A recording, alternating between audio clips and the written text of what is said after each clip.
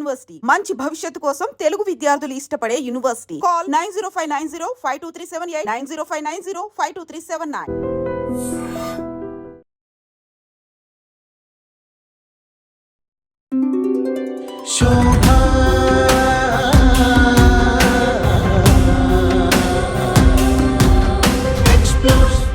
I explore only the truth, the two for you all. Shobha explores.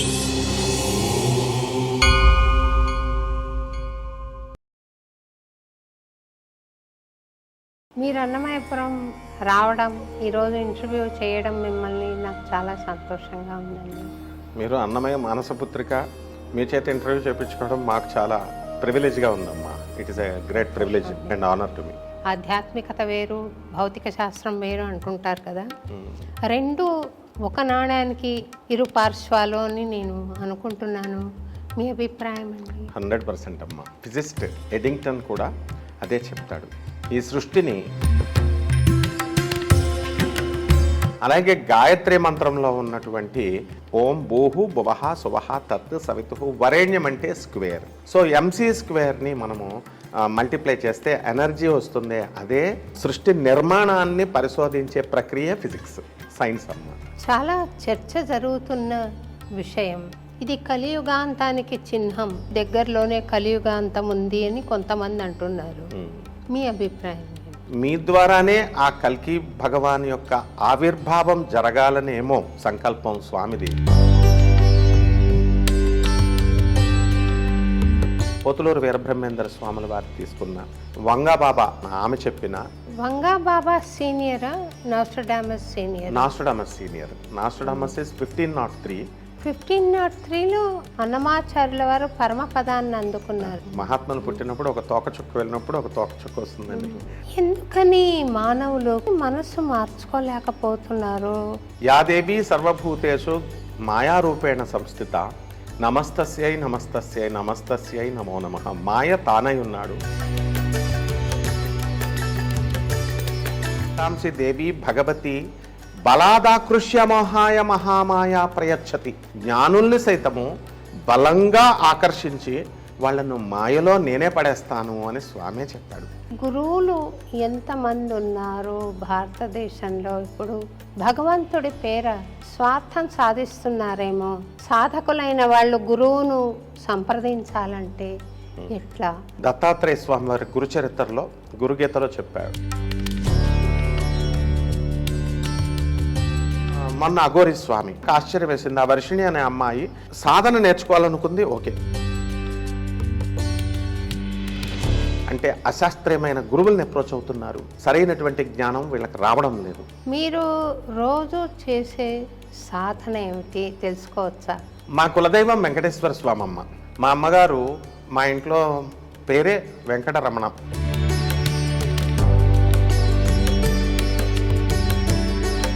ఏకైకమక్షరం పుంసాం మహాపాతక నాశనం చరితం రఘునాథస్య. And chanting the name of God, simple సాధనమ్మ. నమస్కారం అండి. నమస్కారం అమ్మా. మీరు అన్నమయ్యపురం రావడం, ఈరోజు ఇంటర్వ్యూ చేయడం మిమ్మల్ని నాకు చాలా సంతోషంగా ఉందండి.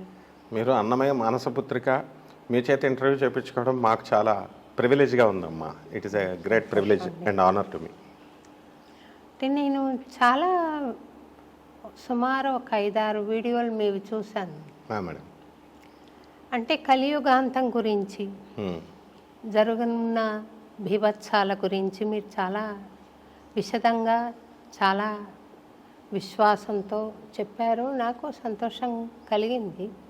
కల్కి అవతారం ఆగమనం గురించి కూడా మాట్లాడారు మీరు.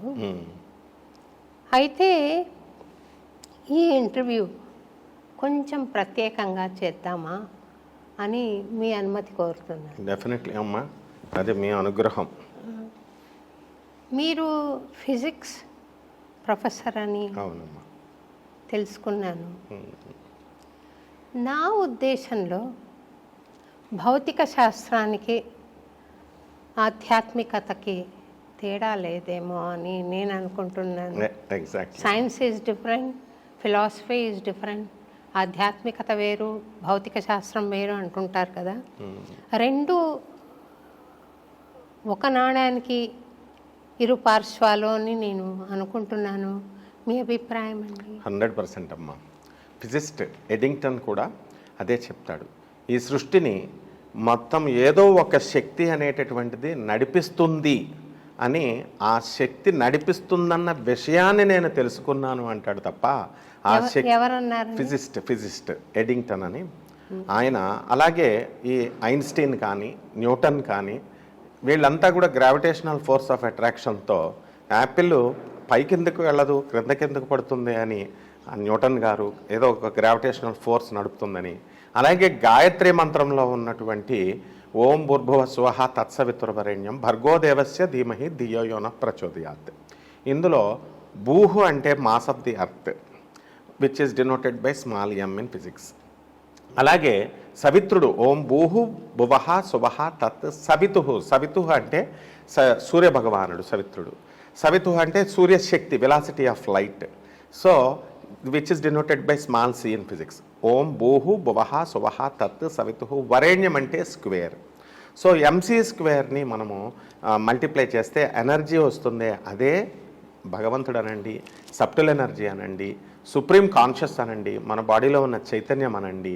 అంటే భగవంతుడు చేసినటువంటి సృష్టి నిర్మాణాన్ని పరిశోధించే ప్రక్రియ ఫిజిక్స్, సైన్స్ అమ్మ. నేనే అడుగుదాం మిమ్మల్ని, ఫిజిక్స్ ప్రొఫెసర్ గారు కదా. E=mc² అన్న సూత్రాన్ని నేను కొంత అర్థం చేసుకునే ప్రయత్నం చేశాను, కానీ నాకు అర్థమైనట్టే అనిపిస్తుంది, అర్థం కాదు అది. కానీ నా దృష్టిలో రిలేటివ్ థియరీ అంటే ఇప్పుడు జిమ్కి వెళ్తాము, జిమ్లో ఎక్సర్సైజ్ చేస్తున్న అరగంటకి నేను లతా మంగేష్కర్ గారి పాటలు వింటున్న అరగంటకి, ఈ అరగంట లతా మంగేష్కర్ గారి పాటలు వింటున్న అరగంట క్షణంలో గడిచిపోయింది అనిపిస్తుంది. జిమ్లో ఒక యుగం ఇంకా నడుస్తుంది ఏంటి, ఇంకా నడుస్తుంది ఏంటి అనిపిస్తుంది. ఇదే రిలేటివ్ థియరీ నాకు తెలిసింది. మీరు రిలేటివ్ థియరీని నాబోటి సామాన్యులకు కూడా అర్థమయ్యేలాగా వివరించగలుగుతారా? తప్పకుండా. ఇక్కడ మనకి సృష్టిలో మామూలుగా దేశ కాలమాన పరిస్థితులు అంటూ ఉంటాం కదా. టైము, స్పేస్, తర్వాత ఎనర్జీ. దీంట్లో ఏమవుతుందంటే ఎనర్జీకి తర్వాత ఈ కాంతి వేగం అనేటటువంటిది ఎలా తీసుకున్నారంటే, ఈ స్పేస్లో ట్రావెల్ చేసేటప్పుడు ఈ లైట్ పార్టికల్స్ అవనియండి, లేకపోతే ఈ డస్ట్ పార్టికల్స్ అవనియండి, వీటిల్లో వేగం తగ్గిపోతూ ఉంటుంది. అందువల్ల మొన్న సునీత విలియమ్స్ గారు ఆవిడ వచ్చినప్పుడు స్పేస్ నుంచి పారాచూట్స్ ఫుల్ వేగంతో 10,000 km/h స్పీడ్తో వస్తూ మన ఇక్కడికి వచ్చేసరికి భూభాగానికి, భూమి ఆర్బిట్లోకి వచ్చేసరికి మరి ఈ యొక్క కాంతి వేగము లేకపోతే ఈ గాలి ఇది ఆపుతుంది కాబట్టి పారాచూట్స్తో స్లోగా దించారు. అంటే ప్రతిదానికి కూడా ఎనర్జీకి, మనలో ఉన్నటువంటి చైతన్య శక్తికి, టైంకి, స్పేస్కి ఉన్నటువంటి అనుబంధమే ఈ థియరీ ఆఫ్ రిలేటివిటీ. అందువలన ప్రతిదీ కూడా మనం డీప్గా కనుక చూస్తే ప్రతి విషయంలో కూడా సైన్స్ నిండి నిబిడీకృతమై ఉంటుంది. అంటే ఎంత ఆ కాలాన్ని ఎవరు తెలుసుకోలేము. స్పేస్లోకి వెళుతున్నా కూడా స్పేస్ అంతా కూడా వ్యాక్యూమే ఎప్పుడు కూడా. తర్వాత ఆ శూన్యము నుంచే సమస్త సృష్టి పుట్టింది. ఆ పుట్టించినటువంటి వాడే పరమాత్మనండి, సుప్రీం కాన్షియస్నెస్ శక్తి అనండి. కంపల్సరీ ఈ టైంకి, స్పేస్కి, ఆ పుట్టించిన వాడికి ఉన్నటువంటి ఆ రిలేషనే థియరీ ఆఫ్ రిలేటివిటీ అమ్మ. అన్నమయ్య పాట ఒకటి ఉందండి, దిబ్బలు వెట్టుచు తేలినదిదివో ఉబ్బు నీటిపై ఒక హంస అని. అంటే నాకు అర్థమైంది ఆ పాట. ఈ గ్యాలక్సీలు, పాలపుంతలు ఎన్నో ఉన్నాయంటారు కదా, వాటిని దిబ్బలు పెట్టుచు తేలినదిదివో ఉబ్బు నీటిపై ఒక హంస అంటే అది సాక్షాత్తు మనం వెంకటేశ్వర అన్న పేరు చెప్పుకుని ఏ పరమాత్ముడినైతే ఆరాధిస్తున్నామో ఆ పరమాత్మను ఆయన హంసగా భావించారేమో. మరి ఈ బ్రహ్మాండాల్లో అంతా కూడా స్వామి నిండి నిబిడీకృతమై ఉన్నప్పుడు, అణువణువులో ఆయనే వ్యాపించి ఉన్నప్పుడు, ఈ బీభత్సాలు జరుగుతున్నప్పుడు కూడా సముద్రంలో సునామీ వస్తుందంటే ఆయనే ఉన్నాడు, భూకంపాలు వస్తున్నాయంటే ఆయనే ఉన్నాడు. ఎందుచేతనని మళ్ళీ ఆయనే వచ్చి వీటిని సమాళించాలి అని ఒక ఆలోచన వచ్చిందండి. మీరేమైనా సమాధానం చెప్తారా? డెఫినెట్గా అమ్మ. ఈ సృష్టిని సృష్టించింది ఆయనే, తర్వాత పరిపాలించేది ఆయనే, మనకు తిండి పెట్టేది స్థితికారకుడు ఆయనే, లయకారకుడు ఆయనే. ఒక కుటుంబంలో పిల్లవాడు పిల్లల్ని పెంచుతాడు తండ్రి. చెప్పిన మాట వినాలి తండ్రి చెప్పినప్పుడు. తండ్రి చెప్పినట్టు వినకుండా అతను వేగబాండ్ లాగా తయారైనప్పుడు తప్పకుండా తండ్రి శిక్షిస్తాడు. అందువలన ఈ సృష్టి నిర్మాణంలో సృష్టించడము, లయము కూడా ఒక భాగం కాబట్టి, పనిష్మెంట్ కూడా ఒక భాగము కాబట్టి, because is the law maker, ఆ లాకి అబైడింగ్ సిటిజన్గా ఉండమని చెప్పి ఆయన లాని అట్లాగా కాన్స్టిట్యూషన్ని రాశారు. కాబట్టి ఖచ్చితంగా ప్రతిదీ కూడా ఆయన ఇచ్చ ప్రకారమే జరుగుతుంది. కాబట్టి సృష్టించేది ఆయనే. ఓం సర్వచైతన్య రూపాం తాం ఆద్యాం విద్యాం చ ధీమహి బుద్ధిం యోన ప్రచోదయాత్. దేవీ భాగవతంలో మొదటి శ్లోకం. సర్వ విద్యలు ఆది విద్యలు నేనే అయ్యున్నాను. తర్వాత నా యొక్క బుద్ధిని సరైనటువంటి మార్గాల వైపు ప్రేరేపించుగాక అని మనము పరమాత్మను వేడుకోవాలి. అంటే బుద్ధి కర్మానుసారిణి కాబట్టి, బుద్ధిని కర్మలను బట్టి నడుస్తుంది కాబట్టి, బుద్ధి వక్రించినప్పుడు బిడ్డ చెడ్డ కర్మల్లో పడి ఆత్మ ఉద్ధరించుకోకుండా పతనమవుతాడు. కాబట్టి ఆ పతనాన్ని ఆపడం కోసం సృష్టిని, తాను సృష్టించినటువంటి సృష్టిని లయం చేసి మళ్ళీ పునఃసృష్టింపజేసి ఆ అబ్బాయిని కరెక్ట్ చేస్తాడు. It is nothing but correctional sentence. అందువలన ఆ స్టూడెంట్ టీచర్ నేర్పించేటటువంటి పనిష్మెంట్గా అనండి, మనము జైల్లో పంపిస్తాడు పిల్లల్ని, కరెక్షనల్ సెంటెన్స్ అంటాం. ఇట్ ఈస్ నాట్ జైలు కాదు అది. ఆ విధంగా పరమాత్మ కూడా మనల్ని, మన ఆత్మను ఉద్ధరించే ప్రక్రియలో ఈ లయం కూడా ఒక భాగము.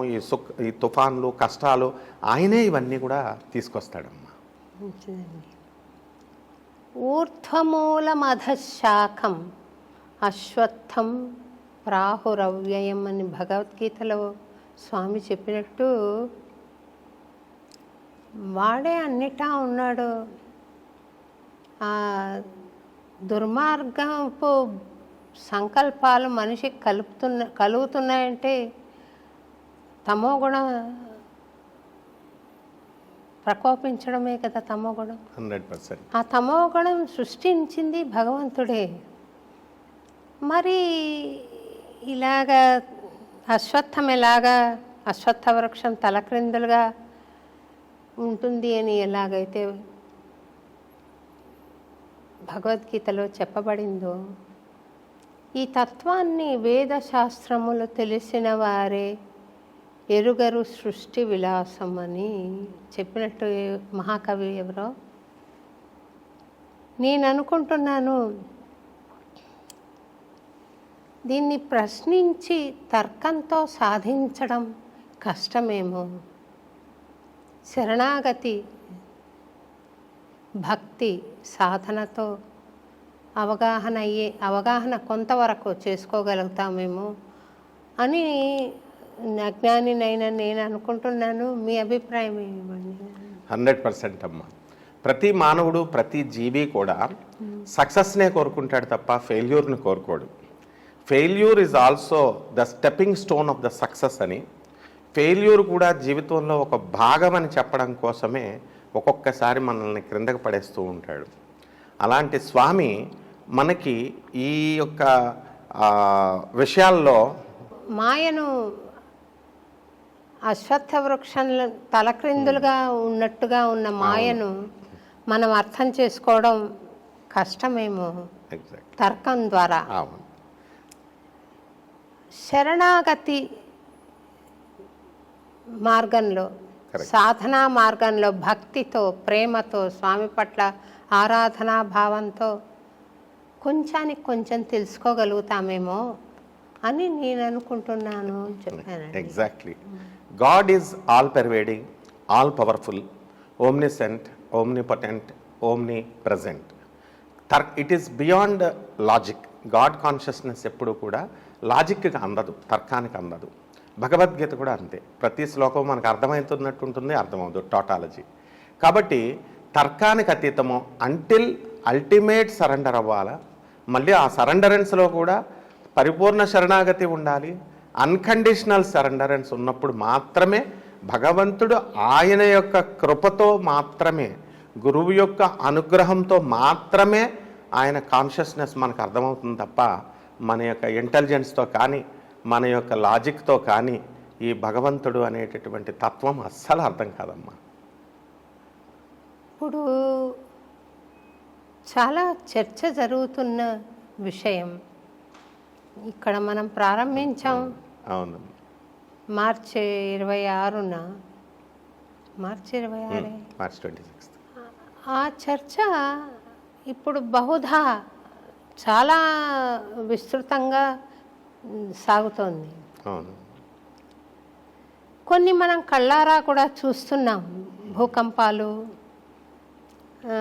అగ్నికీలలు ఇలా మన కాలిఫోర్నియాలో జరగడం కానీ, మయన్మార్లో భూకంపం రావడం కానీ, పలు చోట్ల భూకంపం సంభవించడం, ఇది కలియుగాంతానికి చిహ్నం, మొదలు ప్రారంభమని కొంతమంది అంటే దగ్గరలోనే కలియుగాంతం ఉంది అని కొంతమంది అంటున్నారు. మీ అభిప్రాయం ఏంటి? ఇది మనము 26 మార్చిన మీరు మన అన్నమయపురంలో అన్నమయ మానసపుత్రికైనటువంటి మీ చేతుల మీదుగా మీ జీవితాన్ని శ్రీ వెంకటేశ్వర స్వామికి అంకితం చేశారు. పరమ భక్తురాలని మీకు పేరుంది విశ్వమంతా. అటువంటి మీ ద్వారానే ఆ కల్కి భగవాన్ యొక్క ఆవిర్భావం జరగాలనేమో సంకల్పం స్వామిది. అందుకేనేమో ఆ రోజు ఒక చక్కగా కల్కి పైన పాట రాసి జాతికి, నేషన్కి అంకితం చేశారు.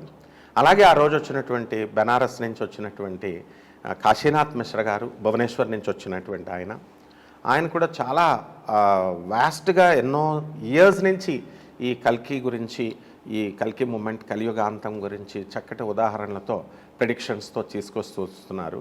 భవిష్యమాలిక అది పంచసకులు రాసినటువంటి పూరి జగన్నాథ స్వామి టెంపుల్ నుంచి రాసినటువంటిది కాబట్టి 600 years బ్యాక్ రాసినటువంటిది. సర్వ ఆధారాలతో అవన్నీ కూడా జరుగుతున్నాయి.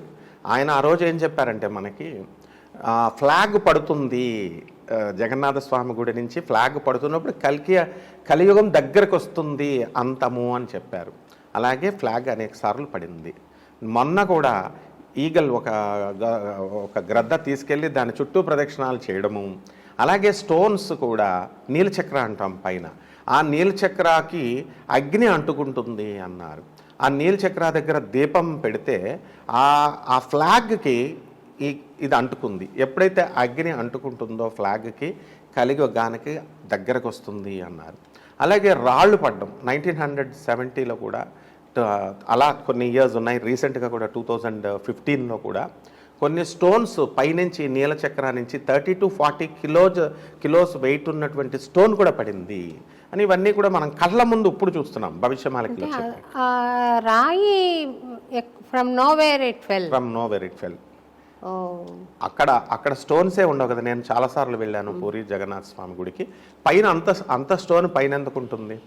So it is a mystery. And eagle కూడా ఆ గరుత్మంతుడు అవతారం కాబట్టి, శ్రీ మహావిష్ణువు యొక్క ఇది కాబట్టి అది తీసుకుని వెళ్ళి ఇలా తిప్పడము, ఇవన్నీ కూడా భవిష్యమాలికలో ఆయన చెప్తున్నవన్నీ కూడా దగ్గరకు వస్తూ ఉన్నాయి.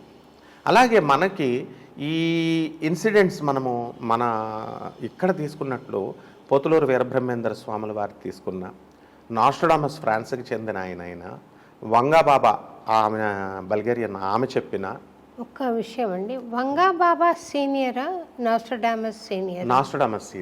నాస్ట్రడామస్ ఇస్ 1503 to 1503లో జన్మించారు. 1503లో అన్నమాచార్యుల వారు పరమపదాన్ని అందుకున్నారండి. అదేనండి. మహాత్ములు పుట్టినప్పుడు ఒక తోకచుక్క వెళ్ళినప్పుడు ఒక తోకచుక్క వస్తుందండి. ఆయన అంటే బహుశా కాన్షియన్స్ అవును, అంతా ఒకటే కాబట్టి కాన్షియస్నెస్ మనం చెప్పలేము ఏ ఎనర్జీ ఎలా వచ్చింది ఎగ్జాక్ట్లీ, ఎలా వెళ్ళింది అని చెప్పలేము. ఎనర్జీ అంతా ఒకటే కదా. అంతే అండి. వీళ్ళందరూ కూడా వంగబాబా గారు వీళ్ళందరూ చెప్పినవి కూడా ఈ 2025కి సంబంధించినవి గుర్తులు అన్నీ సరిపోతున్నాయన్నమాట. అందరు చెప్పినవి కోయిన్సైడ్ అవుతున్నాయి. 2025లో వీళ్ళందరూ చెప్పింది ఒక జిస్ట్లో చెప్పాలంటే ఎర్త్ క్వేక్స్ ఎక్కువ అవుతాయి అన్నారు. మయన్మార్లో, థాయిలాండ్లో జరిగింది, బ్యాంకాక్లో. ఆ తర్వాత వెంటనే మళ్ళీ పాకిస్తాన్లో జరిగింది, ఇస్లామాబాద్లో. ఆ తర్వాత మళ్ళీ మనకి ఈ ట్రెమర్స్ రామగుండం దగ్గర జరుగుతుందన్న హైదరాబాద్లో కూడా లైట్ ట్రెమర్స్ వచ్చింది 4.3 రెక్టార్స్తో మ్యాగ్నిట్యూడ్తో. సో ఈ విధంగా ఎక్కడో ఒక చోట వస్తూనే ఉన్నాయి. అలాగే mount Abu, most spiritual place అయినటువంటి మౌంట్ ఆబూలో గురుదత్తుడు దత్తాత్రేయ స్వామి వారి గిరిశిఖరం, ఆయన తపస్సు చేసిన ప్లేస్ అది. ప్లస్ శివబాబా గారు బ్రహ్మకుమారీస్ అక్కడ కార్యక్రమాలు, ఈ ఆధ్యాత్మిక కార్యక్రమాలు ఇంటర్నేషనల్ హెడ్ క్వార్టర్స్ అది. అటువంటి ప్లేస్లోనే అక్కడ ఫారెస్ట్లోనే మంటలు అండుకోవడము, ఇవన్నీ కూడా ఈ ఎకనామిక్ డిజాస్టరు, ఇవన్నీ వాళ్ళు చెప్పినట్టుగానే మహాత్ములు అందరు చెప్పింది కోయిన్సైడ్ అవుతోంది. కాబట్టి కలియుగం అంతమవ్వేటటువంటి డేట్ని ఎవరూ నిర్దేశించలేదు అని కాశీనాథ్ మహారాజ్ గారు కూడా it was not told in any పురాణ, ఇట్లా హ్యాపెన్ అవుతూ ఉంటుంది అని వారు చెప్పినట్టుగానే భాగవతం కానీ, గర్గ సంహిత కానీ, ఆ తర్వాత ఈ యొక్క ధర్మసింధు, మనుస్మృతి, ఇక పురాణాలన్నీ ఇవన్నీ కూడా చెప్పేటటువంటివన్నీ కూడా అదే చెప్తున్నది. కాబట్టి అమ్మ దగ్గర పడుతున్నాము అన్నది మాత్రము. అండ్ క్లియర్గా వంగబాబా వీళ్ళంతా చెప్పారు.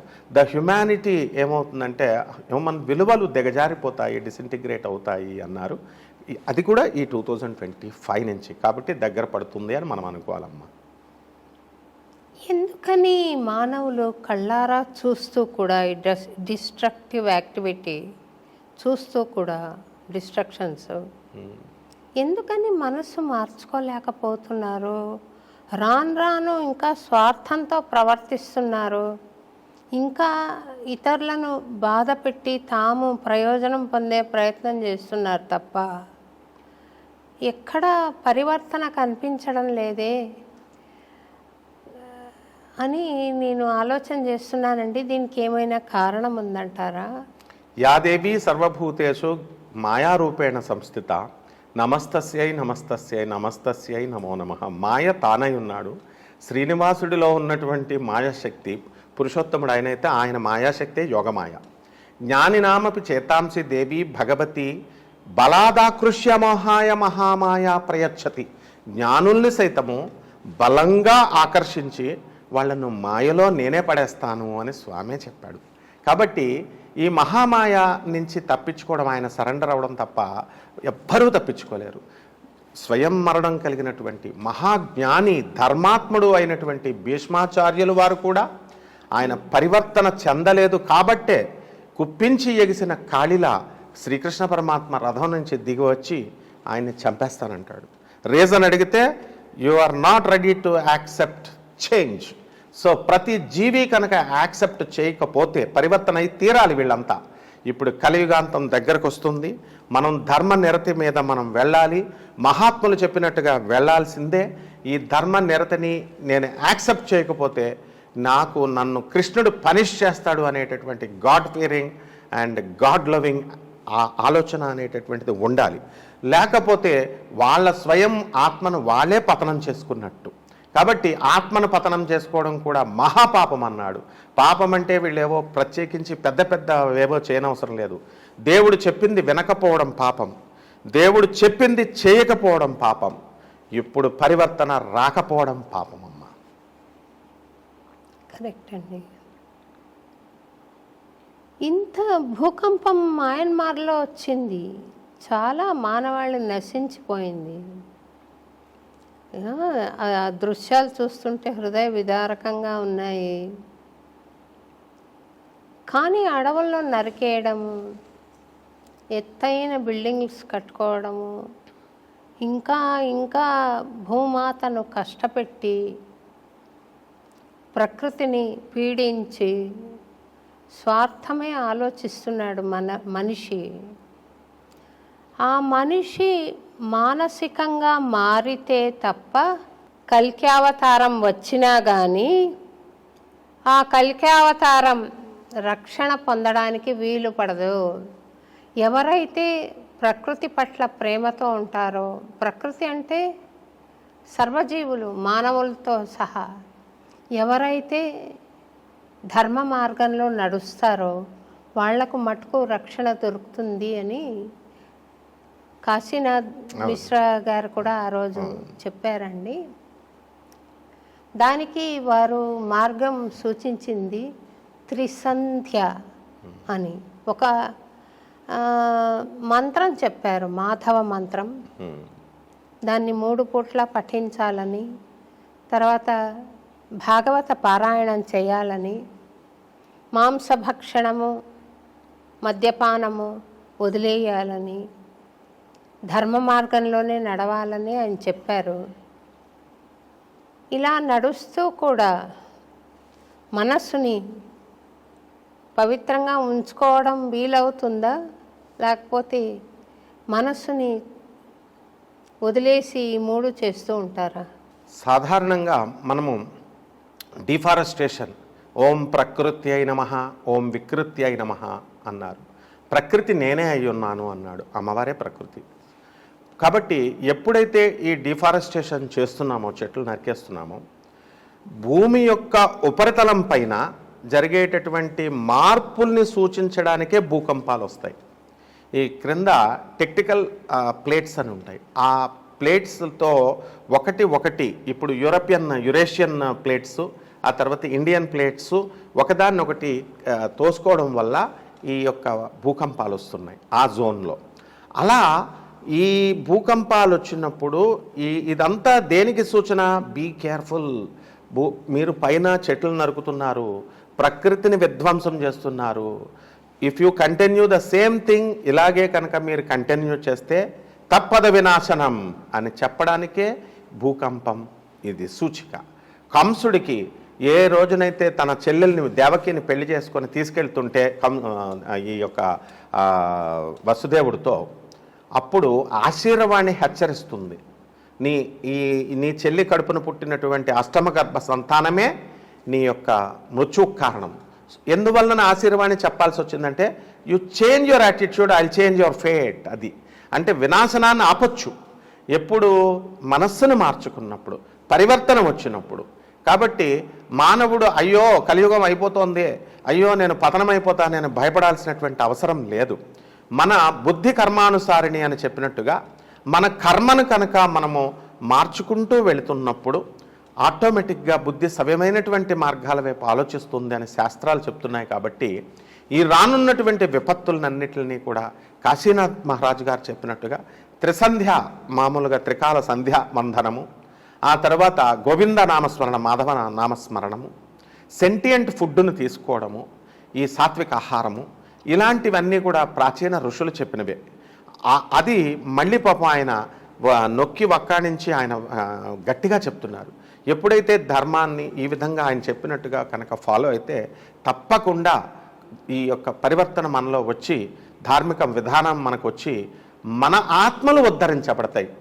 మేబీ మనం ఈ యొక్క కలియుగాన్ని ఆపలేమేమో కానీ, అంతాన్ని ఆపలేమేమో కానీ, మన ఉద్ధరాత్మన, నీ ఆత్మను, మన ఆత్మను మన చేతుల్లోనే ఉంది. కాబట్టి you are the master of your fate అని స్వామి వివేకానంద చెప్పాడు. కాబట్టి మన భవిష్యత్తు మన చేతుల్లోనే ఉంటుంది. కాబట్టి మన కర్మల్ని మంచి కర్మలుగా మార్చుకునే ప్రయత్నంలో తప్పకుండా మన సోల్ దివ్యాత్మగా ఉండి పతనం కాకుండా రక్షించుకునే వెసులుబాటు మన చేతిలో ఉంది. కాబట్టి కంపల్సరీ కాశీనాథ్ మహారాజు గారు చెప్పినట్టుగా మరి మీ ఆధ్వర్యంలో అది జరిగింది. కాబట్టి it is an order of lord Balaji అనుకుని ప్రజలంతా కూడా ధర్మనిరతితో నడిస్తే మానవాళే మొత్తం సుఖపడుతుంది, మానవాళే ఉద్ధరించబడుతుందమ్మా. అంటే నేను గమనించింది ఏమంటేనండి, మహావిపత్తు ఈ మధ్య వచ్చింది, కరోనా వస్తే నేను స్వామి పాదాలు సాక్షిగా చెప్తున్నా, నేను ఎలాగా ఒక 10 మందికైనా సందేశాన్ని సంగీతం ద్వారా ఇవ్వగలుగుతాను అని ఒక ప్రేయరు అందరి చేత పాడించి రికార్డ్ చేశాను. మ్మ్. నేను కరోనాలో ఎలా నడుచుకోవాలో మనుషులు అనేది చిన్న పాట పాడి నేను వీడియో చేసి పెట్టాను. అది చాలా వైరల్ అయింది. ఆ సాంగ్ వరల్డ్ ప్రేయర్గా కూడా చేశారు. ఒకటి గోవింద రక్షమాం కరోనాతః అని. అయితే ఆ సమయంలో నా అబ్జర్వేషన్, అందరూ క్షమింతురుగాక, ఆ కరోనాని కూడా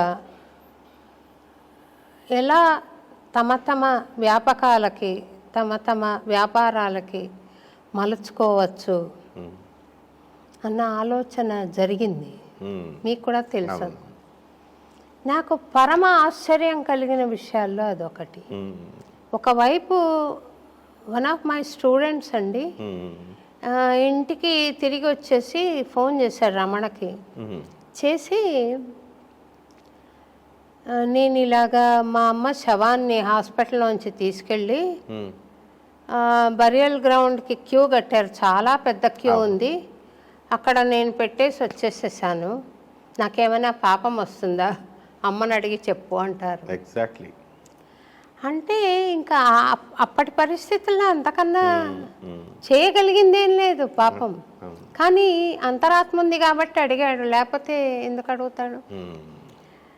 అటువంటి సిచ్యువేషన్లో, దారుణమైన సిచ్యువేషన్లో నాకు తెలుసు చాలామంది ఉన్నతాధికారులు కూడా తమ భార్యలో, తమ బంధువులో కరోనాలో పోతే హాస్పిటల్ నుంచి బాడీని ఇంటికి తీసుకెళ్ళలేకపోయారు. కరెక్ట్. డైరెక్ట్గా శ్మశాన వాటికకి తరలించారు. అది రూల్ అయింది అప్పుడు. ఇటువంటి క్షణాల్లో కూడా స్వార్థం వీడలేదే మనిషి, దాన్ని ఎలా కమర్షియలైజ్ చేద్దాము, ఇలా మనిషి బాధపడుతున్నాడు కదా, నీకు ఈ మందులు అవసరం అని చెప్పి డబ్బు ఎలా చేసుకుందాము, నీకు ఇలాంటివి అవసరం అని చెప్పి ఎలా డబ్బు చేసుకుందాము, ఈ పాటలు పాడి రెమ్యునరేషన్స్ ఎలా తీసుకుందాము, క్రెడిట్ ఎలా తీసుకుందామన్న ఆలోచనలోనే మనుషులు ఉన్నారు కదా. మోక్షం కలదా? మనిషి స్వార్థ జీవమ్మ, ఆపర్చునిటిస్ట్. 50% దేవతా లక్షణాలతో, 50% రాక్షస గుణాలతో పుడతాడు. అందువలనే మనిషి మనీషిగా మారాలి, ఉత్తమోత్తమ లక్షణాలని అలవర్చుకొని అని ఏ పురాణమైనా మనకి చెప్పేది అదే. సత్పురుషుల యొక్క సాంగత్యము. ఆ అబ్బాయి ఆ రోజు అడిగాడంటే అతనికి కాన్ఫిడెన్స్. విశ్వగురు మీరు, విశ్వానికి మీరు అన్నమయ్య స్వామి యొక్క కీర్తనని ప్రతి ఇంటికి తీసుకువెళ్ళి ఈ రోజున ఇది అన్నమయ్య పాట కరెక్ట్, శోభా మేడం పాడారు కాబట్టే మనకు తెలిసింది, లేకపోతే మాకు తెలియదు అది. అలా ఆయన రాసినటువంటి కీర్తనలన్నీ విస్తృతంగా ప్రతి ఒక్కళ్ళ హృదయంలో, ప్రతి ఒక్కళ్ళ దేశంలో, తెలుగువారందరికీ కూడా, వాళ్ళకి ఈవెన్ ఫారినర్స్ కూడా, బికాస్ వాళ్ళంతా కూడా ఇప్పుడు స్పిరిచువలిజం వైపు వచ్చి ఇండియా వైపు చూస్తూ మీ పాటలే నేను పాడుతుంటే, నేను కాశీలో, తర్వాత బెనారస్లో, ఇక్కడ మిగతా ద్వారకలో నేను చూసి స్టన్ అయిపోయాను. వాళ్ళు సాంస్క్రిట్ కూడా పాడతారు, నేర్చుకుంటున్నారు. గోకర్ణ క్షేత్రంలో కూడా they are staying for 1 year or 6 months and they are practising these your songs అనమాట.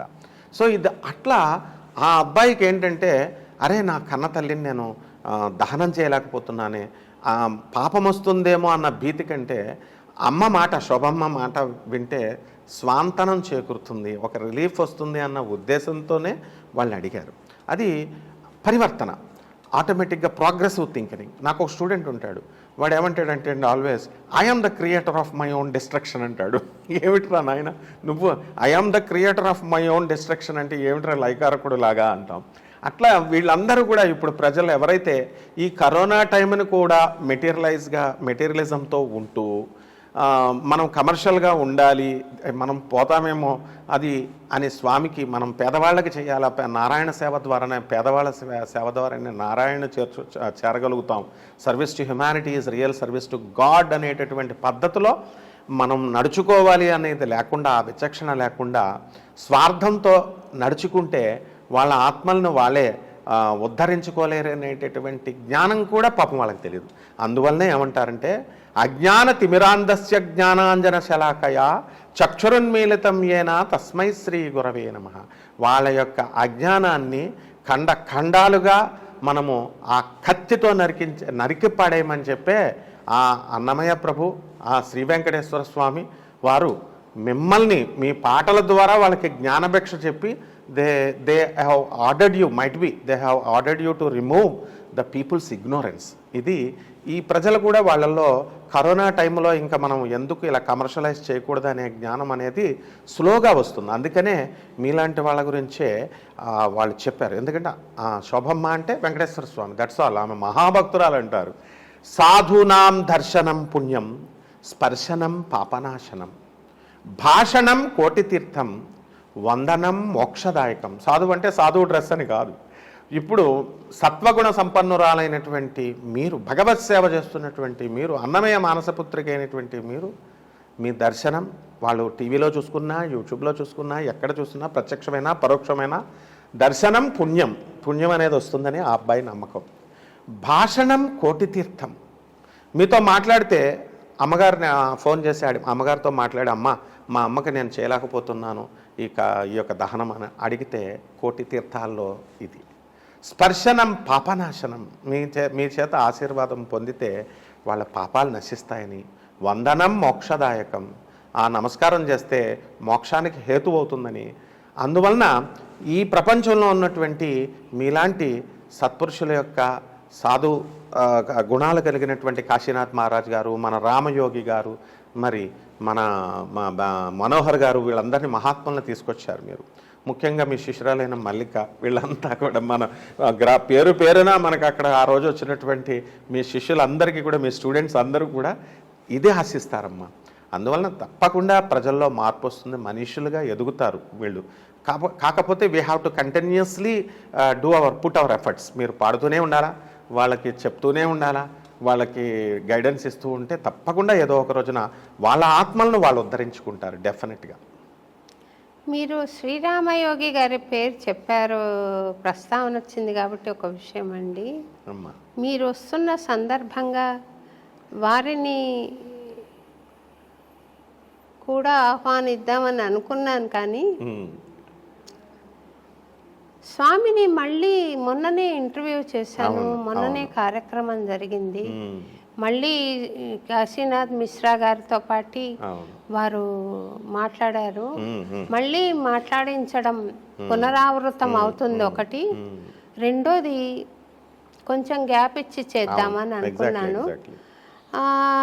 మూడోది మీ అభిప్రాయం, మీ సొల్యూషన్స్ ఏంటి అనే దాని మీద ఈ ఇంటర్వ్యూ ఫోకస్ అవ్వాలి అని నా ఉద్దేశం ఉంటుంది. అందుకని నేను ఇంటర్వ్యూగా చేయలేనేమో స్వామి, కానీ తమరొస్తే సంతోషమే అని చెప్పాను. స్వామి ఇంకోసారి వస్తారనుకుంటాను. కానీ అమాయకంగా ఆధ్యాత్మిక ఉన్నతిని అందుకున్న మహానుభావులు శ్రీరామ్ యోగి గారు. ఇందాక మీరు చాలా చక్కగా సెలవిచ్చారండి, ఇది గురువు తొలగించగలుగుతాడు అని. అటువంటి గురువులు ఎంతమంది ఉన్నారు భారతదేశంలో? ఇప్పుడు పూర్వకాలంలో అంటే మనకు అడుగడుగున అటువంటి మహానుభావులు, సాధు పుంగవులు దర్శనమిచ్చేవాళ్ళు. ఇప్పుడు 100కో 100కో ఒకళ్ళు ఉంటారు, వాళ్ళను మనం అందుకోలేం కూడా. అందుకున్న ఒకరిద్దరు ఉంటారు సరే, కానీ ఎక్కువ మంది భగవంతుడి పేర స్వార్థం సాధిస్తున్నారేమో, భగవంతుడి పేర మోసం సాగుతుందేమో, బూటకం జరుగుతుందేమో అని అనిపిస్తుందండి. వాళ్ళ విలువల తీరు, వాళ్ళ ప్రవర్తన తీరు, వాళ్ళ వాచకం ఒక రకంగా ఉంటుంది, ప్రవర్తన ఇంకో రకంగా ఉంటుంది. దీనికి మరి సాధకులైన వాళ్ళు గురువును సంప్రదించాలంటే ఎట్లా? గురుగీతలో చెప్పబడిందమ్మా, దత్తాత్రేయ స్వామి వారి గురుచరిత్రలో గురుగీతలో చెప్పాడు, మంత్రశాస్త్రంలో కూడా గురుగీతలో చెప్పాడు, గురువుకు కావలసినటువంటి లక్షణాలను చెప్పాడు. గురువులో శిష్యుడి పట్ల వాత్సల్యము, సకల శాస్త్రాల యందు ఆసక్తి, నిష్ణాతత, ఈ should have proficiency in all the subjects. తర్వాత సత్శీలత, నిజాయితీ, ఇలా కొన్ని క్వాలిటీస్ ఏవైతే మీలో ఉన్నాయో, ఎందుకంటే మేము చిన్నప్పటి నుంచి మిమ్మల్ని చూస్తూనే ఉన్నాం. ప్రపంచం విశ్వాన్ని అంతా కూడా అంగీకరించినటువంటి గురువు, ఆమోదింపబడినటువంటి గురువు అన్నమయ్య మానసపుత్రగా మీకు అలాంటి పేరుంది. అలా మనము గురువులో అటువంటి క్వాలిటీస్ ఉండాలంట. ఇప్పుడు ఉదాహరణగా నేను చెప్తాను, మొన్న అఘోరి స్వామి ఆమె సెలెక్ట్ చేసుకున్న విధానమే నాకు ఆశ్చర్యం వేసింది. ఆ వర్షిణి అనే అమ్మాయి బీటెక్ సెకండ్ ఇయర్ చదివింది, సాధన నేర్చుకోవాలనుకుంది. ఓకే, నేర్చుకోవాలనుకుంటే ఇప్పుడు మీరున్నారు, చాగంటి కోటేశ్వరరావు గారు ఉన్నారు, గరికపాటి గారు ఉన్నారు, పోనీ 100 మంది మంచి వాళ్ళంతా ఉన్నారు అనుకుందాం. మరి వీళ్ళందరినీ ఎవరూ కనబడలేదా? వీడు అశాస్త్రీయమైనటువంటి అవైదికమైనటువంటి పద్ధతుల్లో నేర్పిస్తున్నటువంటి వాళ్ళ దగ్గరికి ఆమె ఎలా అయితే వెళ్ళిందో అది ప్రత్యక్షంగా మీడియాలో వచ్చింది కాబట్టి వీళ్ళకి కనబడుతుంది. But all the people now in the society, living in the society, they are doing the same mistake what Varshini has done. అంటే అశాస్త్రీయమైన గురువుల్ని అప్రోచ్ అవుతున్నారు, అవైదిక మార్గాల్లో చెప్పేటటువంటి గురువుల్ని అప్రోచ్ అవుతున్నారు. కాబట్టే వీళ్ళు సరైనటువంటి జ్ఞానం వీళ్ళకి రావడం లేదు, మాయా మోహాలలో చిక్కుకుంటున్నారు. ఎందువల్లంటే వాళ్ళు అసలు గురువులు కాదు. శిష్యుడికి ఉండాల్సిన లక్షణాలు కూడా ఆ శాస్త్రం చెప్పింది. ముందు శాస్త్రం పట్ల, జ్ఞానం పట్ల అది వద్దట, గురు భక్తి పట్ల ఉండాలా, గురు సేవ పట్ల ఉండాలా. గురువు యొక్క అనుగ్రహం కోసం అక్కర్లా, గురువు అనుగ్రహం ఆటోమేటికల్లీ ఇట్ ఫాలోస్. మనము గురువు యొక్క మాటలు మనం వినాలి, గురువు యొక్క చెప్పింది మనం ఆచరించాలి అనేటటువంటిది శిష్యుడికి ఉండాల్సినటువంటి లక్షణం.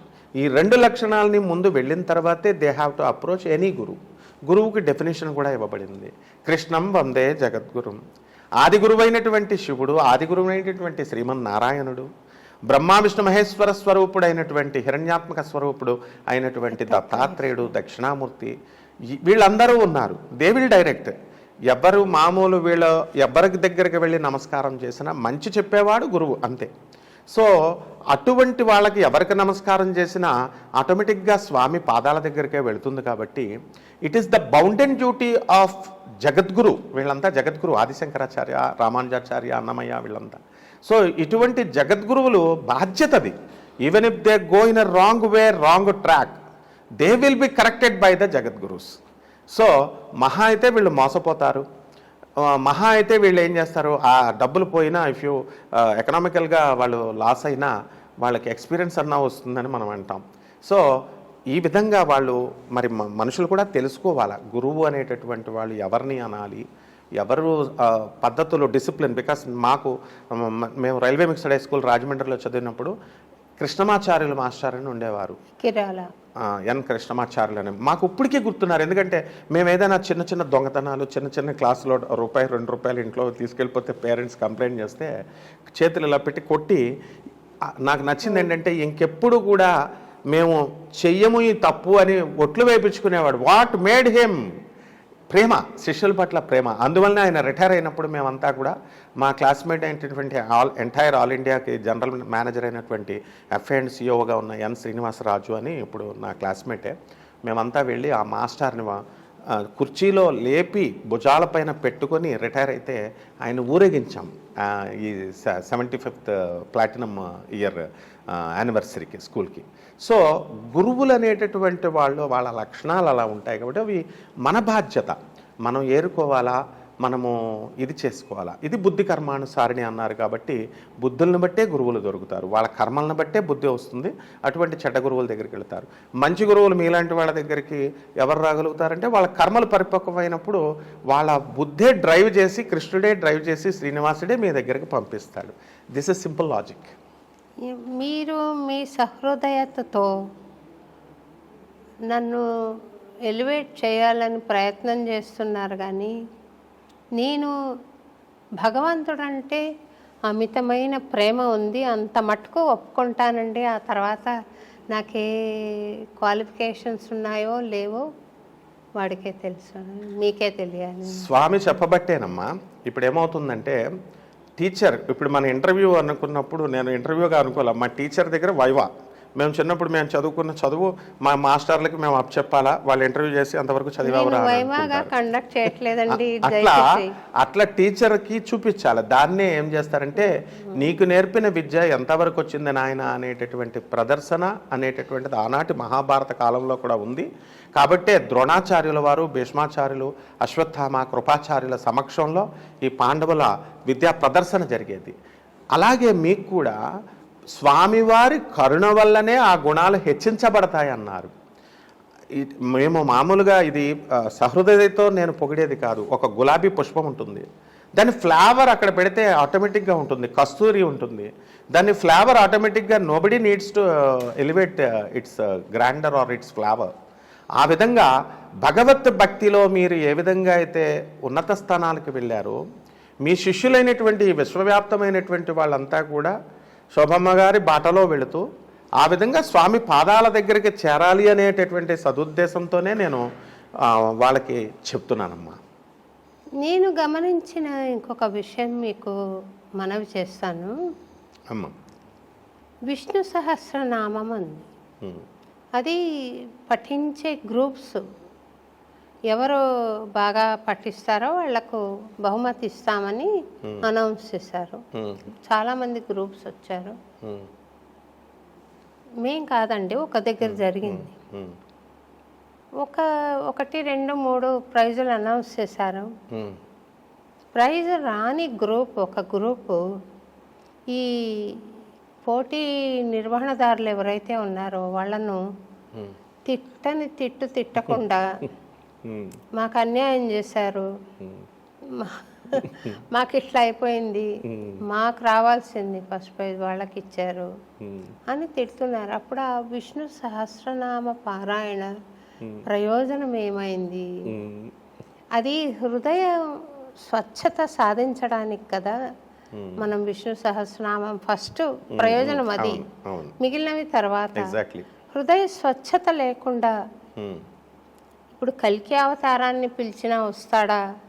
నేను 108 సార్లు కాదు, 1108 సార్లు కాదు, 1,08 సార్లు, 1,08 సార్లు పఠించిన నా హృదయం స్వచ్ఛత లేకుంటే ఆయన పలుకుతాడా అని మిమ్మల్ని మీ ద్వారా ఒక సందేశం ఇద్దామని. తప్పకుండా. లలితా సహస్రనామాలు, విష్ణు సహస్రనామాలు పఠించేటటువంటి వాళ్ళు లక్షల్లో కోట్లలో ఉన్నారు. కానీ వీళ్ళంతా మెకానికల్గా చేస్తున్నారు. మీరు అన్నట్టుగా పరిశుద్ధమైనటువంటి మనస్సుతో స్వామి కరుణ, అమ్మవారి కరుణ మనము వాళ్ళది కావాలి. కానీ ఈ కండక్ట్ చేసేటటువంటి కమిటీస్ ఇచ్చేటటువంటి ప్రైజుల మీద దృష్టి పెట్టకుండా మనం చదివాము, we did our duty. Bhagavad Gita చెప్పేది అదే, విష్ణు సహస్రనామం చెప్పేది అదే. You do your duty and డెఫినెట్గా నేను చేసేది నేను చేస్తాను. అర్జునుడికి శ్రీకృష్ణ పరమాత్మ, అర్జునుడు స్వయంవరానికి వెళుతున్నాడు. కృష్ణుడిని అడుగుతాడు, బావా నేను ఏం చేయమంటావు బావా, కాంపిటీషన్కి పంపిస్తున్నావు నన్ను అంటే, ఏం లేదు నువ్వు క్రింద చూడు, పైన చేప తిరుగుతుంది, క్రింద చూడు, కొట్టేసాయి బాణం, దట్స్ ఆల్ అంటాడు. కొట్టేశాడు, విజయం అయిపోయింది, ద్రౌపది స్వయంవరం అయిపోయింది. ఆఫ్టర్ 1 year ఎక్కడో ఒక చోట పిక్నిక్లో కలుసుకున్నారు. కృష్ణుడిని అడుగుతాడు అర్జునుడు, బావా నువ్వేం హెల్ప్ చేసావు నాకు, అందులో నువ్వేం చేసావు, నువ్వు కొట్టేయమన్నావు, చూడమన్నావు, కొట్టేశాను, what is the help that you did అంటే, అప్పుడు కృష్ణుడు చెప్తాడు, నేను నువ్వు చేయమన్నది, నువ్వు చేయాల్సింది చెప్పాను అంతే, నేనేం చేస్తానో నీకు చెప్పాల. I made the water still not moving. Move ఉండకుండా స్ట్రాగ్నెంట్గా వాటర్ని ఆపేశాను కదలకుండా. అందువల్ల నువ్వు చేపను కొట్టగలిగావు నాయన.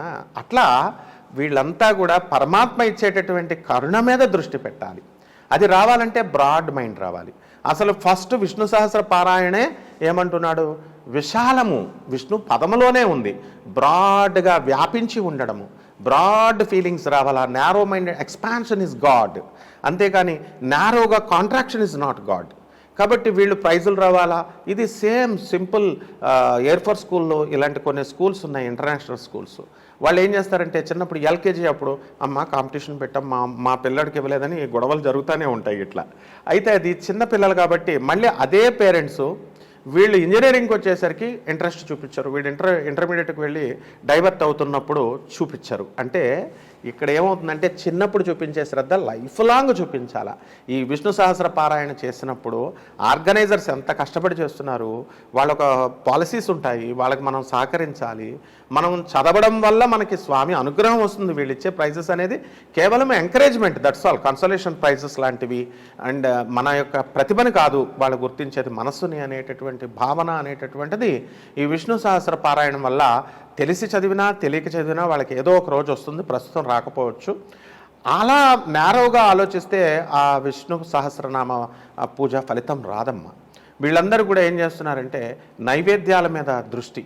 9 రకాల నైవేద్యాలు, 9 రకాల చీరలు, 9 రకాల పుష్పాలు అని ఇవి అన్నీ చెప్తున్నారు. అసలు జగద్గురువైనటువంటి ఆదిశంకరాచార్యులు వారు ఈ యొక్క విష్ణు సహస్ర భాష్యాన్ని రాసినప్పుడు he wanted to write for Lalita Sahasranamam భాష్యం.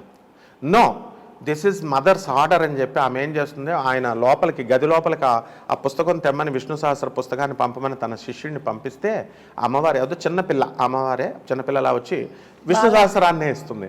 2 సార్లు చేసినా 3 సార్లు చేసినా అదే ఇస్తుంటే అప్పుడు అమ్మ ఆజ్ఞ ఇది అని తెలుసుకుంటాడు. అప్పుడు అమ్మ చెప్తుంది ఏమని, Adi Shankara, this work is assigned to another super soul which is going to take birth in another generation. మళ్ళీ ఒక ఆత్మ కోసం రిజర్వ్ చేయబడింది.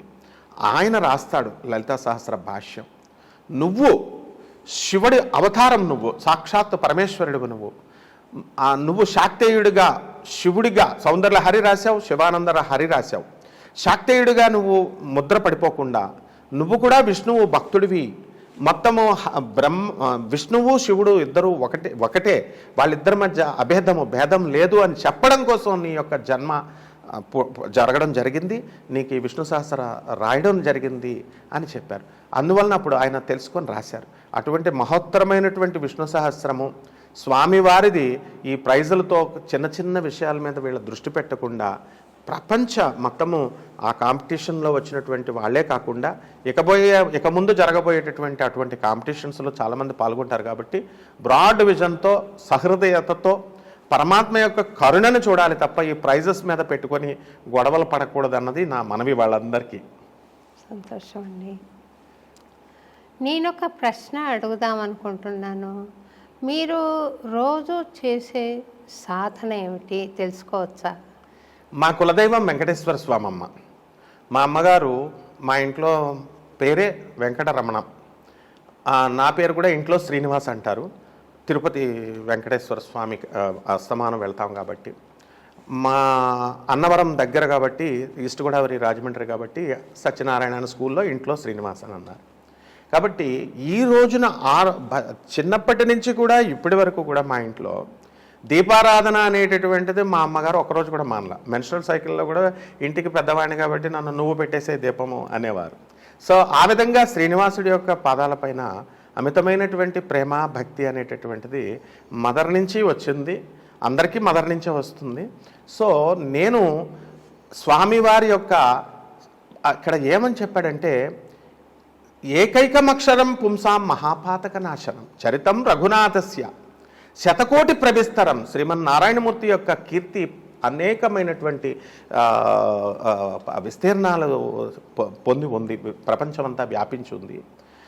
విష్ణు సహస్రంలో కానీ రామరక్షా స్తోత్రంలో కానీ ఏ స్తోత్రంలో కానీ ఒక్కొక్క అక్షరము కూడా మన మహాపాతకాలను నాశనం చేస్తుంది అని శాస్త్రం చెప్తోంది.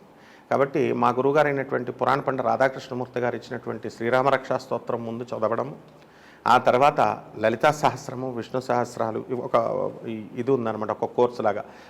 నా ఇన్ఫ్లుయెన్సర్స్ మీరు, భారతీ తీర్థ స్వాముల వారు, ఎందుకంటే మాకు శంకర మఠానికి వచ్చేవారు, వాళ్ళిద్దరూ సాధనా గురువులు మీరు నాకు.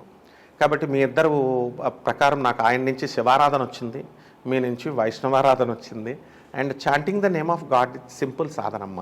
కానీ ఈ రోజుల్లో భక్తులందరూ కూడా మనం చాంట్ చేయండి అని మీరు గురువులు చెప్తుంటే మేము ఇంకా ఇప్పటికి కూడా గోవింద గోవింద అంటూ చాంట్ చేస్తాం.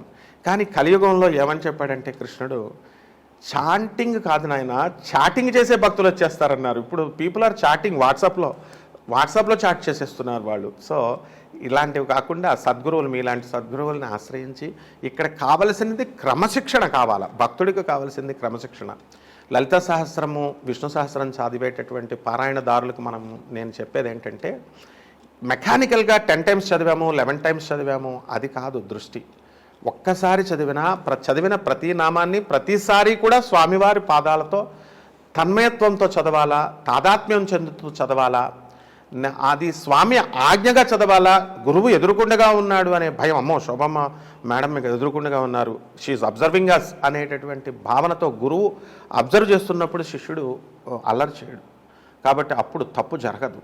ఈ విధమైనటువంటి ప్రాక్టికల్ సాధన అలవర్చుకుంటే, నేను చేసేటటువంటిది అదే సాధన, మన భక్తులందరూ కూడా డెఫినెట్గా దే విల్ బి బెనిఫిటెడ్ అమ్మా. బాగుందండి. నాకు చాలా తీవ్రమైన మనస్తాపం కలిగిస్తున్న విషయం ఏంటంటే, భక్తి ఆంగికమైపోయింది. నేను దీపం వెలిగించానా, అగరబత్తి వెలిగించానా, కొబ్బరికాయ కొట్టానా, హారతి ఇచ్చానా, గబగబా ఆయన ఆఫీస్కి వెళ్తున్నారని గబగబా చేసేసి అక్కడ స్వామి ఉన్నాడా లేడా, నేను స్వామిని భావిస్తున్నానా లేదా అనే ఆలోచన కూడా లేకుండా, అంతకన్నా చేయకుండా ఉంటే మంచిది. భర్తకే సేవ చేసి నీ కృష్ణార్పణం అంటే పోయింది. కానీ ఎందుకని ఇలాగా చ్యుతి చెందింది ఈ భక్తి ఎందుకు గుళ్ళకు పరిమితం అయిపోయింది? గుడికి వెళ్ళామా, గుడికి వెళ్తే బయటకు వచ్చిన భక్తులను అడిగితే రత్నకిరీటం పెట్టారండి స్వామికి అంటారు, కానీ ఆత్మానుసంధానం చేసుకున్నామా అన్న ఆలోచన రాదే. ఒకవేళ గుళ్ళకి వెళ్ళిన వాళ్ళంతా కూడా భక్తులైతే ప్రపంచం ఇట్లా ఉంటుందా? నేను ఇంకా ఆలోచన చేసి బాధపడిన విషయం, గుడిని నిర్వహించే ఒక పూజాది కార్యక్రమాలు చేసే మహానుభావుడు ఒక వృద్ధురాలు నగలు పెట్టుకుని వస్తే ఆమెను చంపేసి గుడి వెనక పారేసి రక్తం గుళ్ళో ఉంటే అది కూడా తుడిచి, ఏమి తుడుస్తున్నావు అని భక్తులు వచ్చి అడిగితే, పిల్లి పురుడు పోసుకుంది, నేను క్లీన్ చేస్తున్నానని చెప్పిన మహానుభావులు ఉన్నారే ఈ లోకంలో. ఇది నేను భయపడేది ఏమిటంటే, మనకు కణాలు ఉన్నాయి లోపల, జీవకణాలు. ఒక్కొక్క కణానికి దానికి స్వతంత్ర ప్రతిపత్తి ఉంది, మళ్ళీ దానికి తెలివితేటలు ఉన్నాయి. పరాయి కణాలు ఏవైనా వచ్చి, బ్యాక్టీరియా వచ్చి ఫైట్ చేస్తే వాటితో ఫైట్ చేయగలిగిన ఇంగితం ఉంది, జ్ఞానం ఉంది, వివేకం ఉంది. అన్ని కణాలు మన బాడీలో ఉండగా కొన్ని చనిపోతున్నాయి, మళ్ళీ కొన్ని కొత్తవి పుడుతున్నాయి. అంటే మనం అంచెలంచెలుగా రోజు చస్తున్నట్టే లెక్క, కొత్తవి పుట్టుకొస్తుంటే మళ్ళీ పుడుతున్నట్టే లెక్క. మరి చివరి దశలో మొత్తం స్తంభించి మనం మరణం పొందడం వేరు, కానీ ఇది రోజువారీగా జరుగుతోంది. కొత్త జీవకణాలు పుట్టడం, పాత జీవకణాలు పోవడం, ఇది జరుగుతోంది కదా. ఈ జీవకణాలు ఎలా మంచివి కూడా ఉండిన దేహంలో, చెడు కణాలు కొన్ని ఉండిన క్యాన్సర్ లాగా, ఆ క్యాన్సర్ మూలాన మనిషి చనిపోతున్నాడు, మొత్తం కణాలు మంచివి కూడా పోతున్నాయి కదా. అలాగా ఈ దుర్మార్గులు ఉండటం మూలాన మంచి వాళ్ళకు కూడా తప్పదా? మనం కూడా విశ్వగాత్రంలో,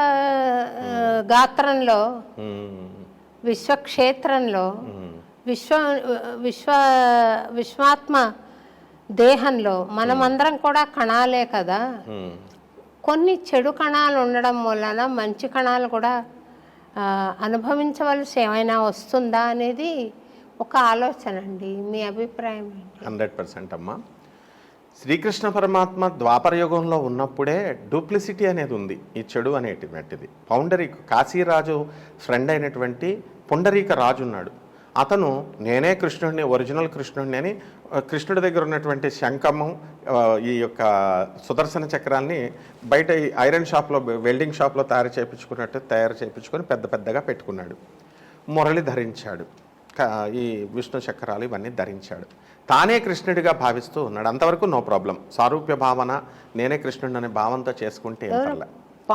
పౌండరీకరాజు. అయితే అతను ఏం జరిగింది, భక్తులను అందరినీ, వచ్చిన భక్తుల్ని, ఒరిజినల్ కృష్ణుడు వసుదేవన కృష్ణుడు, ఇతను డూప్లికేటు, నేనే ఒరిజినల్, అందువలన ఓం పౌండరీకాయ నమః అని అనండి అని నిర్బంధిస్తూ ఉంటాడు అందరినీ. భక్తుల్ని, సాధు పురుషుల్ని, అందరినీ చేస్తుంటే స్వామికి అంతా తెలుసు, కానీ కలగజేసుకోడు, టైం రావాలని. ఈ భక్తులు ఒక రోజున మేము అననంటుంటే ఇంకా శిక్షలు వేస్తూ అల్టిమేటం ఇస్తాడు, ఒరిజినల్ కృష్ణుడికే ఇస్తాడు ఆ పౌండరీకుడు.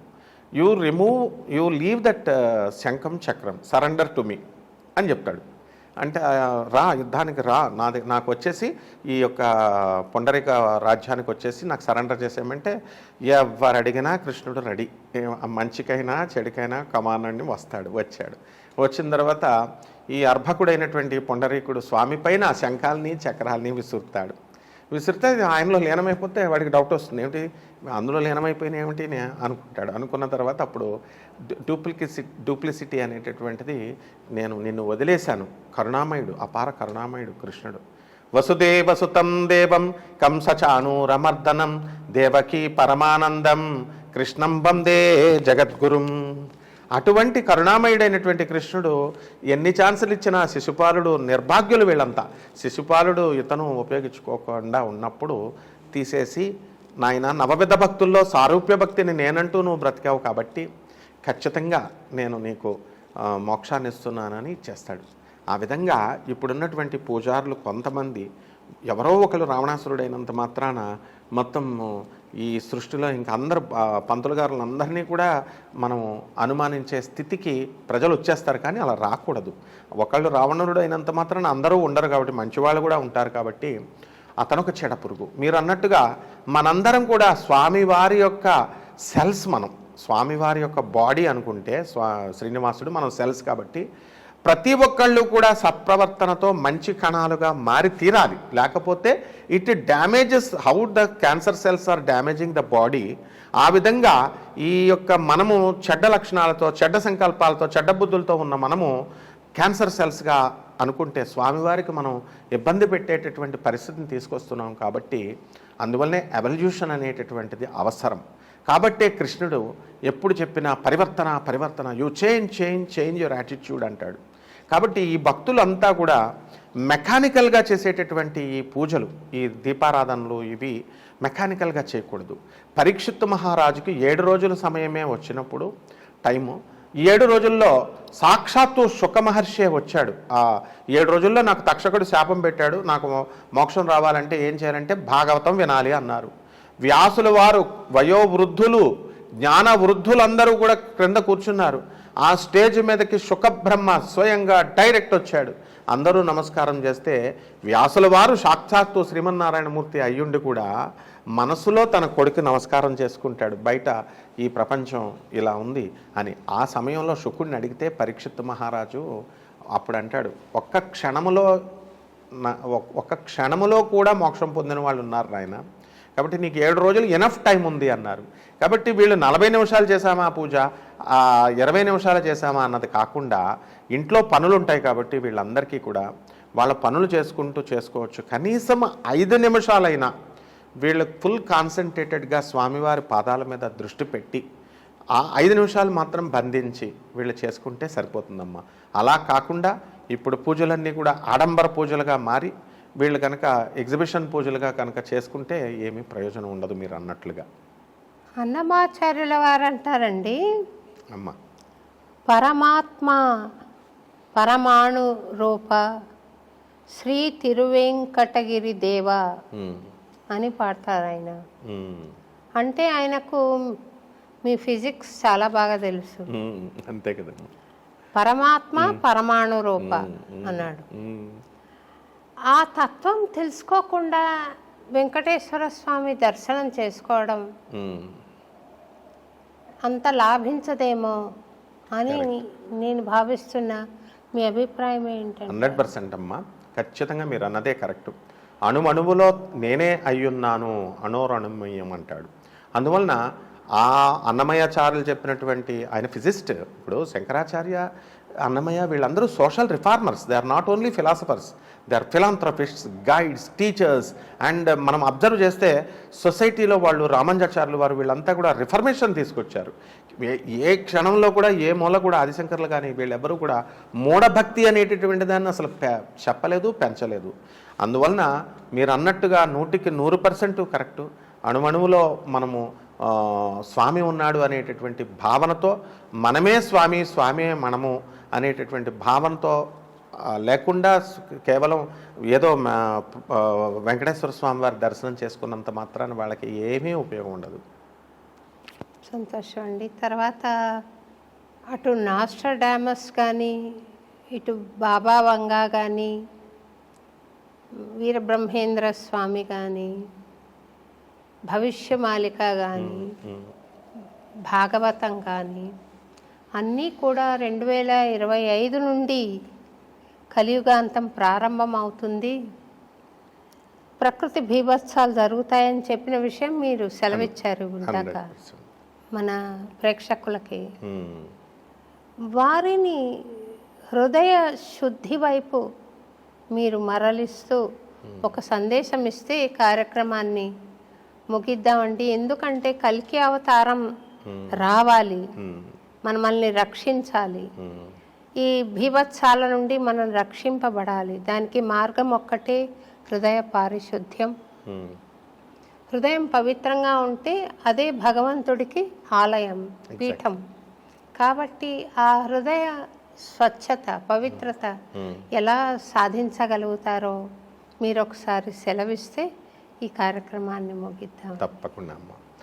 వంగా బాబా గారు, ఆమె బ్లైండ్ అయ్యుండి కూడా, బల్గేరియన్ అయ్యుండి కూడా, అలాగే పోతులూరు వీరబ్రహ్మేంద్ర స్వాముల వారు, ఆయన మామూలు మనిషిగా చూస్తే ఎట్లా అర్థమవుద్ది వీళ్ళకి, జగద్గురు ఆయన. అలాగే మన నాస్ట్రాడామస్, ఫ్రాన్స్కి సంబంధించినటువంటి వైద్యుడు కమ్ ఆస్ట్రాలజర్, వీళ్ళన్న ప్రెడిక్షన్స్ అంతా కూడా ఏమని చెప్తున్నారంటే 2025 నుంచి మానవత్వపు విలువలు దిగజారిపోతాయి, హ్యుమానిటీ డిసింటిగ్రేట్ అవుతుంది, వాళ్ళ వాల్యూస్, హ్యూమన్ వాల్యూస్ అన్నారు. అది ప్రారంభం. రెండవది ఎర్త్ క్వేక్స్ వస్తాయి అన్నారు, ఫ్రీక్వెంట్ ఎర్త్ క్వేక్స్. అందువల్లనే ఇప్పుడు మనం చూస్తే 2025 స్టార్టింగే ఈ షష్టగ్రహ కూటమి వచ్చినప్పుడే మనకి ఈ మార్చి నెల మనకి వెంటనే మయనార్లో రావడము, ఒక 15 రోజుల నుంచి విపరీతంగా ఈ యొక్క థాయిలాండ్లో భూకంపాలు, హైదరాబాద్లో, ఇలాగ ఇస్లామాబాద్, పాకిస్తాన్ ఇలా జరుగుతూనే ఉన్నాయి. నెక్స్ట్ ఎకనామిక్ క్రైసిస్ వస్తుంది అన్నారు. జాబ్స్లో కూడా ఇప్పుడు రెసెషన్ పీరియడ్ నడుస్తుంది, యుఎస్లో కూడా ఎక్కడికి ఎవరికి జాబులు రావడం లేదు. కాబట్టి ఈ విధంగా అన్నీ కూడా వాల్కనోస్ పెగులుతాయి. అండ్ ఒక ఆస్టిరాయిడ్ కూడా మనకి భూభాగాన్ని తాకేటటువంటి అవకాశం ఉంది అన్నారు. ఆ రోజుల్లో కూడా 1977 ఆ ప్రాంతాలలో స్కైలాబ్ అనేది ఒకటి వస్తుంది అన్నారు. దాన్ని అరేబియన్ మహాసముద్రంలో డైవర్ట్ చేసి లాగారు టెక్నాలజీతో. That may be different. And ఈ ఆస్ట్రాయిడ్ అలా చేయొచ్చు వాళ్ళు, మానవ టెక్నాలజీ. అండ్ టెక్నాలజికల్లో బ్రేక్ త్రూస్ వస్తాయి అన్నారు. మెడికల్ టెక్నాలజీ ఇంప్రూవ్ అవుతుందన్నారు. వీళ్ళంతా చెప్పింది అదే. అయితే ఆఖరుగా ఏమని చెప్పారంటే, కలియుగాంతానికి మనము దగ్గరగా వెళుతున్నాము కాబట్టి అన్నప్పుడు ప్రజలు దాన్ని డైజెస్ట్ చేసుకోలేకపోతున్నారు. ఎందువలనంటే, అమ్మో మనం ఇంకా శాశ్వతంగా భూమి మీద ఉండాలా, మనము నెగిటివ్ని వీళ్ళు రిసీవ్ చేసుకోవడం చాలా కష్టం. అందువల్లనే సోక్రటిస్ లాంటి మహా మేధావులందరినీ కూడా మామూలుగా వాళ్ళు డైజెస్ట్ చేసుకోలేక ఉరి తీశారు. అలెగ్జాండర్ గురువు ఆయన. మరి ఒక బలవంతుడు కనబడినప్పుడు అరే వీడు లీడర్గా మనకు పనికొస్తాడు అని జలస్నెస్ ఫీల్ అయినా లీడర్గా పెట్టుకుంటారు. ఎకనామికల్గా మనకంటే ఎకనామికల్గా స్ట్రెంథన్గా ఉన్న వాళ్ళని చూస్తే ఒక సెన్స్ ఆఫ్ జలస్నెస్ వచ్చినా పర్వాలేదు, వీళ్ళు మనకు ఉపయోగపడతారని కొంచెంసేపు మర్చిపోతాం. కానీ డీప్ థింకనర్స్ చెప్పేటటువంటి ఫిలాసఫీ అది హృదయాలని తట్టి లేపుతుంది.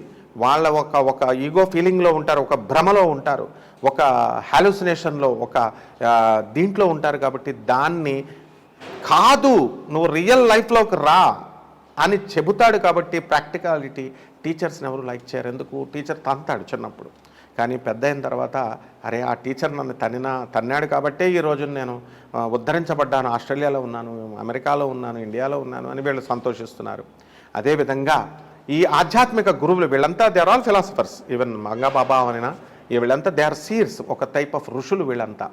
కాబట్టి వీళ్ళందరూ చెప్పిన దాన్ని బట్టి ఇన్నర్ సెన్స్ ఏం చెప్తున్నారంటే మీరేం భయపడద్దు, this is nothing but partial dissolution. We have 2 types of dissolutions, అంతాలు, కలియుగ అంతాలు. అదేంటంటే ఒకటి partial dissolution and the permanent dissolution full స్టేజ్లో, సో ఎక్స్టెంట్లో. సో ఇటువంటి దాంట్లో మీరు భయపడకుండా మీ నేచర్ని మార్చుకోండి, మీ యాటిట్యూడ్ని మార్చుకొని ధర్మో రక్షతి రక్షిత. అందువల్ల తిరుపతిలో మనం వెళుతున్నాం అనుకుంటారు తప్ప, దాన్ని చూసి చదువుతారు తప్ప ఇంటికొచ్చి దాన్ని పాటించే వాళ్ళు ఎవరు, దాన్ని ఎవరైతే పాటిస్తారో దానికి నేను వాళ్ళని ఎలా రక్షిస్తుంది అన్నదానికి నేను ఒక చిన్న కథ చెప్తానమ్మా. 2 minutes కథ.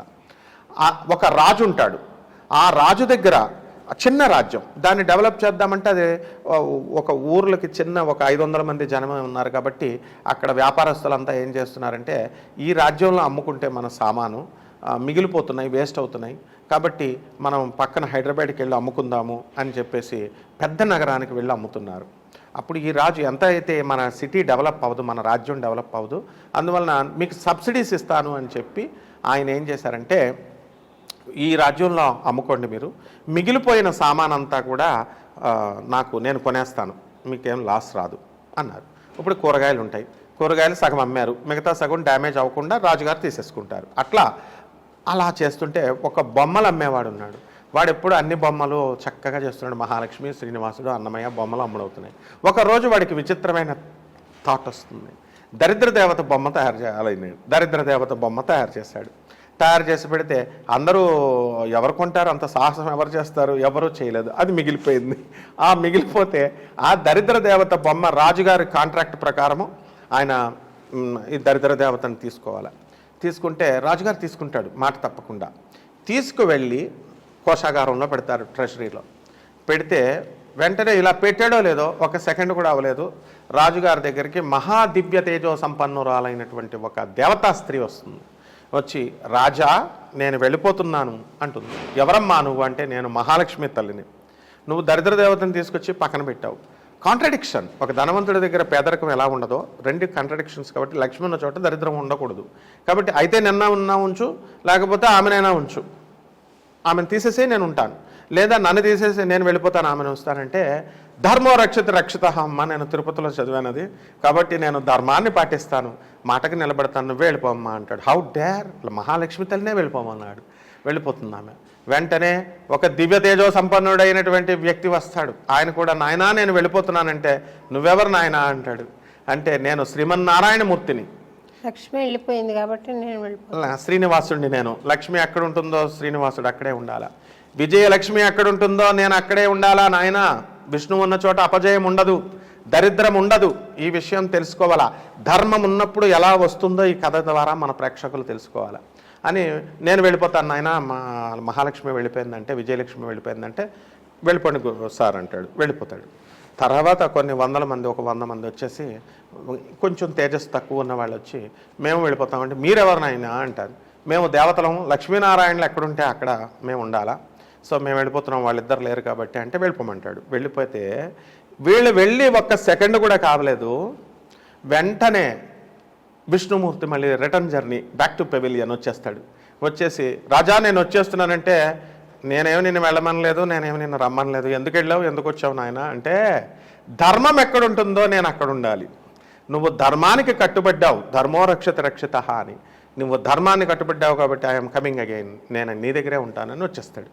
అప్పుడు మహాలక్ష్మి తల్లి కూడా వెంటనే వెనకాల వచ్చేసి శ్రీ మహావిష్ణువు ఎక్కడుంటాడో మరి పతివ్రతనైనటువంటి నేను మహాలక్ష్మిని, నేను ఆయన అర్ధ శరీరాన్ని నాయన నేను, అందువలన విష్ణువు యొక్క శక్తిని, చైతన్య శక్తిని నేను, కాబట్టి నేను వచ్చేస్తానంటే కమానమ్మ అంటాడు. దేవతలు కూడా లక్ష్మీనారాయణలు ఎక్కడున్నారో అక్కడ వచ్చేస్తామని వచ్చేస్తారు. ఈ చిన్ని కథ వల్ల తెలిసేది ఏమిటంటే ప్రపంచంలో ఎన్ని కష్టాలు మనకి వచ్చినా, ఎన్ని విపత్కర పరిస్థితులు వచ్చినా, ఏ విధంగా అయితే అర్జునుడు శ్రీకృష్ణ పరమాత్మను వదలకుండా ఆయన పాదాలు పట్టుకొని ఉన్నాడో, ఏ ప్రలోభాలకి లొంగకుండా ఉన్నాడో, అంగరాజ్యం కోసం కర్ణుడు ప్రలోభానికి వెళ్ళిపోయాడు. అక్కడ ఒక రాజ్యానికి, ఒక కులము కోసము తన్ని అవమానిస్తున్నారు సూతపుత్రుడు అని ఆ పేరును పోగొట్టుకోవడం కోసం ఆ విధంగా ఆయన రాజ్యం ఈ రెండిట్లకి ప్రలోభపడి దుర్యోధనుడు అతను కలిపురుషుడు అని తెలిసినా సరే అతనితో స్నేహం చేశాడు.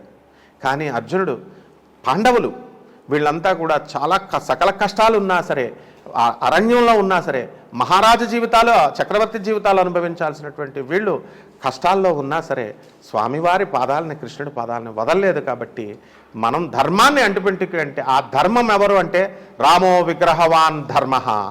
రూపం లేనటువంటి ఆ ధర్మాన్ని ఒక కుప్ప కింద పోస్తే ఆ వచ్చేటటువంటి రూపమే రాముడు, ఆ వచ్చేటటువంటి రూపమే కృష్ణుడు, ఆ వచ్చేటటువంటి రూపమే శ్రీనివాసుడు.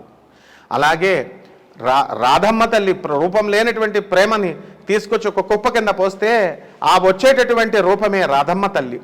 అలాగే భక్తికి రూపం ఉండదు, ఆ భక్తికి రూపం లేనటువంటి ఆ భక్తిని ఒక కుప్ప కింద పోస్తే ఆ వచ్చేటటువంటి రూపమే హనుమంతుడు.